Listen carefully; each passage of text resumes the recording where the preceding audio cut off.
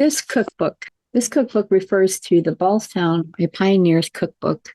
It is a companion cookbook to the reminiscence of Ballstown, echoes and whispers of forgotten legacies. This companion cookbook puts together food and communities and what they may have eaten, or traded, or given to others. Many prominent citizens who are community-based, political, lawyers, judges, and doctors and bankers, were also farmers or they owned farms.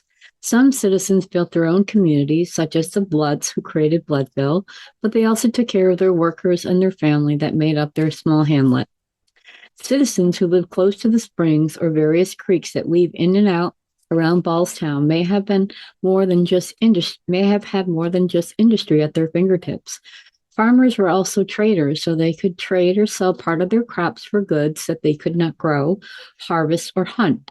Food is more than just sustenance. It's a way to express care, kindness, gather communities, and join people at the table. Church members would often give their faith leaders gifts of food and treats, and especially if the faith leader wasn't married.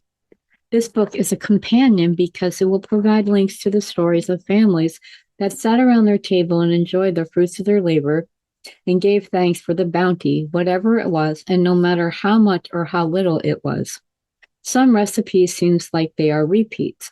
They are to the extent of the meal, but depending on who was doing the cooking and who they were cooking for, the ingredients available to them, each kitchen created their own version of the same meal.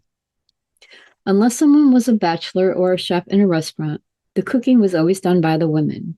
It was mostly the wife and mother, or even daughters, and sometimes the replacement wife and mother. This is not meant to be derogatory, but there are instances when a wife and mother pass away and her sister or the husband's sister step in to help keep the house and raise the children. In cases, if it's the sister-in-law, the widower would marry the replacement wife. If a caravan was traveling, it was the women, no matter children, wives, mothers, sisters, or maidens, they would cook, clean, gather herbs and vegetables, and create the fire to cook by, while also looking after the children, theirs and others. Men kept the camp safe, hunted for whatever game was available, or fished in the nearby watering hole. They made the camp, but the woman kept it up, not just with cooking, but anything that was considered women's work. There were times, though, when women had to step in and help their men set up camp. If the travelers were just one family in a covered wagon with livestock following, setting up camp, or even laying the foundation for their new home, temporary home, the women had to help. Women were a lot stronger than some gave them credit for. This isn't your typical cookbook. It's not a step-by-step cookbook of ingredients and measurements, but it is about food, not just sustenance, but comforting and enjoyable. Sometimes when there is an empty belly, a simple broth would taste delicious. This book shows how the same types of meals was made with various ingredients depending on what was available to them and where they were.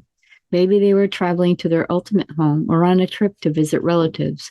Maybe they were eating at a home or were in the military serving our country, moving from camp to camp or fort to fort.